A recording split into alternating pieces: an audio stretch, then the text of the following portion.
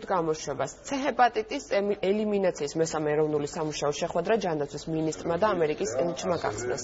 ისაუბრეს პროგრამის მნიშვნელობასა და მიმდინარეობაზე. ეროვნული შეხვედრა უკვე მესამე წელია იმართება, განიხილება C ჰეპატიტის პრევენციის და კონტროლის მნიშვნელოვანი საკითხები.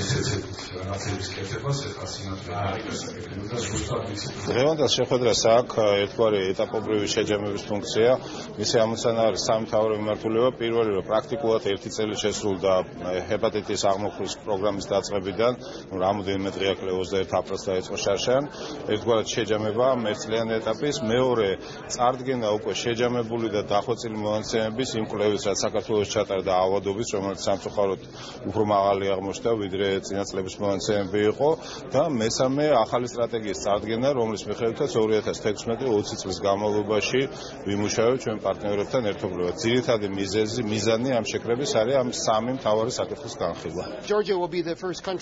საქართველოს უფასოდ წამლები გადასცა ამერიკულმა ფარმაცევტულმა კომპანიამ. აღნიშნული პროექტი ადამიანების სიცოცხლის გადასარჩენად არის მიმართული და ვფიქრობ, რომ ეს გახლავთ ისტორიული პარტნიორობა.